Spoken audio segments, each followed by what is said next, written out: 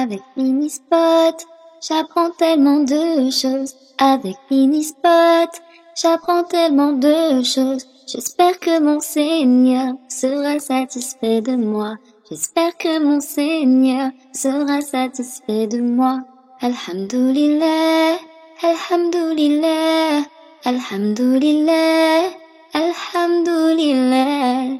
Que l'islam et mon iman soient de plus en plus forts, afin d'être auprès d'Allah. Voici le véritable trésor. Assalamu alaikum les enfants. Aujourd'hui, Inch'Allah, nous allons parler de l'histoire du grand sultan.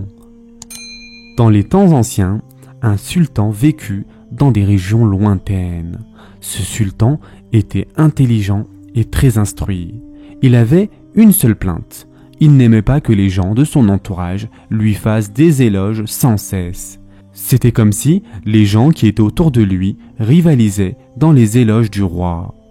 L'un parmi eux dit « Maître, vous êtes le sultan le plus fort de tous les temps. » Un autre répliquait « Qu'est-ce que ça veut dire fort ? Pour moi, vous êtes le dirigeant le plus intelligent au monde, mon roi. » Finalement, le sultan commença à en avoir assez des éloges déplacés de son entourage. Un jour, alors qu'il marchait au bord de la plage avec les hommes de son palais, ceux-ci, comme à l'accoutumée, commencèrent à le vanter et à le glorifier. Le roi les interrompit en disant « Vous affirmez que je suis le plus fort homme du monde ?»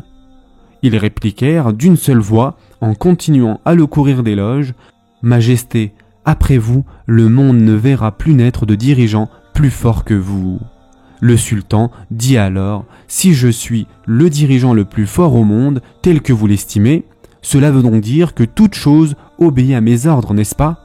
Ces hommes interrogèrent en s'exclamant « Une chose peut-elle ne pas être soumise à vos ordres ?»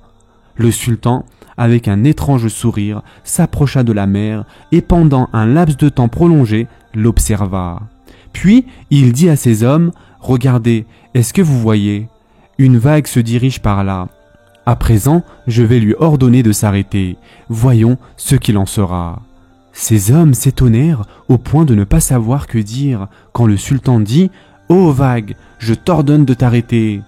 Ô mer, ne fais pas de vague. » La vague continua son chemin et vint frapper la côte. Le visage du roi changea d'aspect sous l'effet de la colère et il dit en haussant le ton « Mais regardez ce que fait cette vague. De quelle audace s'oppose-t-elle à mes ordres ?»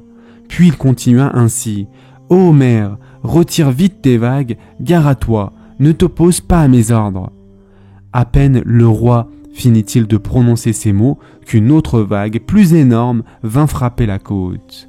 Les pieds du roi étaient complètement trempés. Ces hommes se regardaient les uns les autres, tous embarrassés au point qu'ils ne savaient quoi dire. Ils se demandaient si le roi avait perdu la tête. Après cela, le sultan se tourna vers ces hommes et leur dit « Vous avez vu vous-même, je ne suis pas un dirigeant si puissant tel que vous l'estimez.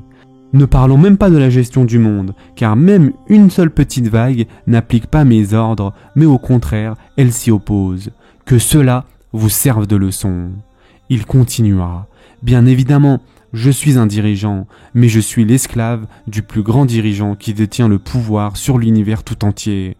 Le soleil, les océans, en bref, sur toutes les créatures. Cessez donc de me glorifier, louez et glorifiez plutôt le véritable sultan, Allah subhanahu wa ta'ala. » Les chers enfants, notre prophète bien-aimé, sallallahu alayhi wa sallam, a dit « Sans nul doute, Allah est beau et aime la beauté.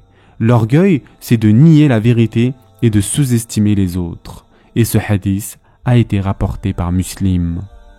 Ce sera tout pour aujourd'hui. N'oubliez pas de vous abonner et d'activer les notifications afin de ne rien rater. À très vite les enfants pour le prochain épisode.